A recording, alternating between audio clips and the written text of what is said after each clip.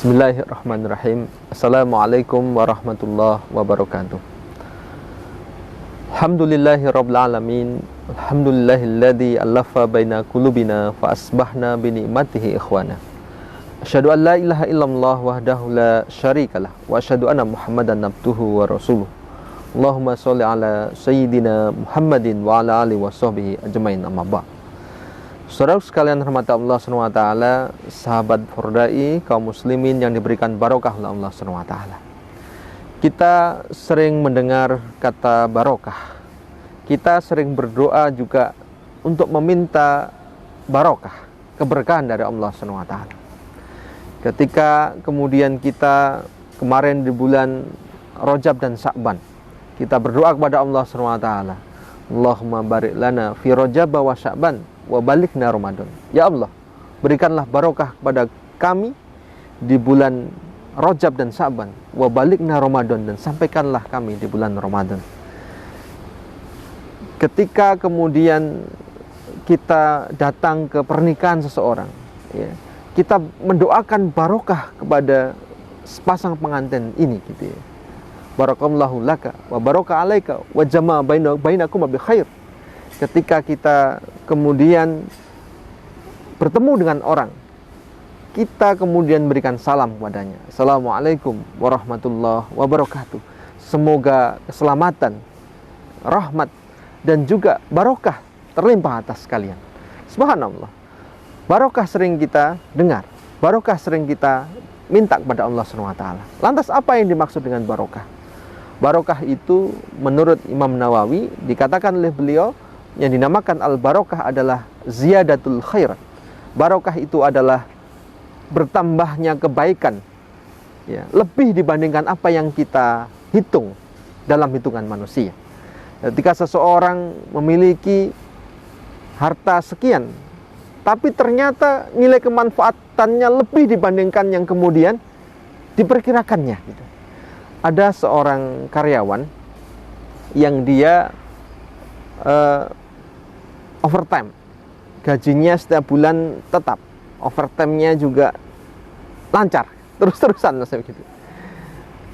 Tapi ada satu yang kemudian dengan kondisi yang sama, gitu ya, dia memiliki gaji yang sama dengan overtime yang sama, itu kemudian dia sudah bisa pergi berhaji, punya banyak kontrakan, anak-anaknya sukses, kemudian bisa sekolah di tempat yang tinggi dan memiliki akhlakul karimah. Tapi ada juga yang satunya sama-sama bekerja di tempat yang sama dengan gaji yang sama, tapi kemudian dia rumah pun masih kontrak, anaknya berantakan,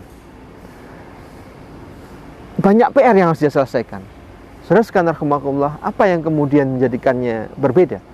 Yang menjadikannya berbeda adalah al-barokah, keberkahan yang ada, keberkahan yang Allah berikan kepada seorang hamba ketika rezekinya halal, ketika mencarinya dengan doa kepada Allah SWT, mohon keberkahan dari Allah SWT, maka kemudian Allah memberikan hal yang berbeda.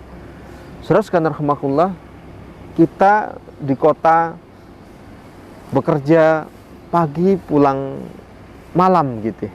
Luar biasa. Gimana kalau orang bilang pergi pagi pulang petang, punggung panas, pegel, penghasilan pas-pasan, begitu. Tapi begitu kemudian Allah berikan rezeki kepada kita, hasilnya segitu-gitu saja, nggak cukup. Saat ya seakan-akan nggak cukup, begitu. Rahmatullah. Bayar kuliah anak kita masih kebingungan, rumah juga masih kecil, halamannya kecil, banyak hal, gitu ya. Tapi ada orang yang kemudian nun jauh di desa sana, dia hanya seorang buruh tani, tidak punya sawah, dia menggarap lahan orang, panennya juga biasa, tapi kemudian subhanallah, dia Pak Haji, dia memberangkatkan anaknya untuk kemudian bisa di tempat yang kuliah, di tempat yang baik, lulus dengan terbaik dan sebagainya. Apa yang menjadi berbeda saudara adalah al-barokah. Saudara sekalian rahimakumullah, Lantas apa saja kemudian yang menjadikan keberkahan itu datang pada kita sekalian? Yang pertama, saudara rahimakumullah, keberkahan itu datang ketika kemudian kita bertakwa kepada Allah Subhanahu wa taala. Wa may yattaqillaha yaj'al lahu makhraja wa yarzuqhu min haitsu la yahtasib. Barang siapa yang bertakwa kepada Allah Subhanahu wa taala, maka kemudian Allah akan memberikan jalan keluar baginya, memberikan rezeki kepadanya, memberikan jalan keluar baginya dari hal yang tidak disangka-sangka. Saudara sekalian rahimakumullah, yang kedua adalah senantiasa kita berbagi, ya, bersedekah. Alladzina yunfikuna fis sarai wad dhar, yaitu orang-orang yang senantiasa dia menginfakkan sebagian hartanya saat dia lapang maupun saat dia sempit, saat tanggal muda maupun saat tanggal tua, saat dia lagi longgar maupun saat dia lagi butuh uang, dia menyisihkan sebagian hartanya untuk diinfakkan. Subhanallah. Bahkan kalau kita berinfaknya itu di saat pagi, ya, subhanallah, ini barokahnya waktu pagi gitu ya, maka ada 2 orang malaikat yang mendoakan orang yang berinfak. Orang yang berinfak didoakan oleh malaikat, ya Allah, berikanlah kesuksesan, ya, berikanlah kesuksesan, kebarokan kepada orang yang berinfak di pagi hari. Sebaliknya, satu malaikat mendoakan orang yang tidak mau berinfak di pagi hari, ya Allah, berikanlah kebangkrutan pada orang yang pelit untuk berinfak di pagi hari. Sampai kemudian Rasulullah mengatakan, Allahumma barik fi bukuriha, ya Allah, berikanlah barokah di waktu pagi. Sehingga di musim Ramadan seperti ini, ba'da sholat subuh, jangan sampai kemudian kita langsung tidur, karena banyak barokah yang Allah berikan kepada kita semuanya. Allah bagi keberkahan itu di waktu pagi. Saudara sekalian rahimakumullah. Oleh karenanya kita jangan langsung molor, kan situ ada keberkahan gitu ya. Subhanallah. Andai kita sholat subuh, terus kemudian kita zikir, baca Quran sampai kemudian masuk, ya, waktu duha gitu ya, maka saat itu kemudian itikaf kita itu, ya, zikir kita itu, masya Allah, akan dinilai setara dengan sebuah umroh dan haji yang tamam, yang sempurna. Subhanallah. Barokah ini bisa muncul dari rezeki yang halalan thayyibah.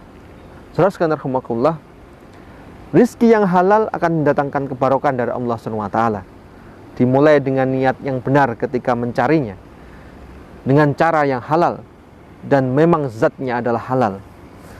Betapa kita banyak menjumpai kisah seperti misalnya ibundanya Imam Syafi'i. Ibunda Imam Syafi'i itu sangat menjaga makanan yang masuk ke mulutnya, sehingga subhanallah, Imam Syafi'i ini lahir dengan kondisi yang luar biasa. Seorang ulama yang usia 6 tahun sudah hafal Quran, ya. Dan beliau sudah bisa menghafal kitab Al-Muwatta'nya Imam Malik dalam usia yang masih sangat muda ketika beliau akan berguru pada Imam Malik. Subhanallah.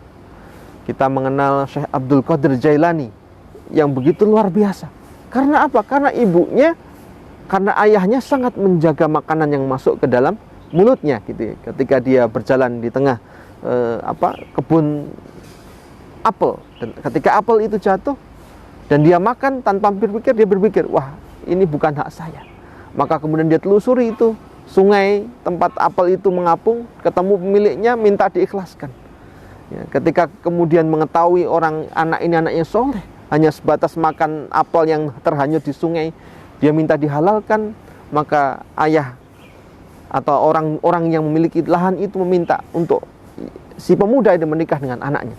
Dari anaknya itu kemudian lahirlah seorang ulama besar, Abdul Qadir Jailani. Saudara sekalian rahimakumullah, betapa kemudian keberkahan ini akan memunculkan kebaikan-kebaikan. Bukan hanya kebaikan di dunia, ikhwatul kiram, tapi kebaikan yang sampai akhirat nanti ketika muncul anak yang soleh. Bukankah kemudian dia akan mendoakan kita ketika kita meninggal dunia? Bukankah kemudian ketika nanti kita sama-sama surga dengan anak kita, ketika anak kita surganya lebih tinggi dibandingkan kita, maka kemudian kita akan dibawa ke tingkatan surga anak kita. Subhanallah. Semoga Allah SWT memberikan barokah kepada kita semuanya, dan semoga kita sekalian senantiasa taat pada Allah SWT dan diberikan berkah oleh Allah SWT di bulan Ramadan yang mulia. Assalamualaikum warahmatullahi wabarakatuh.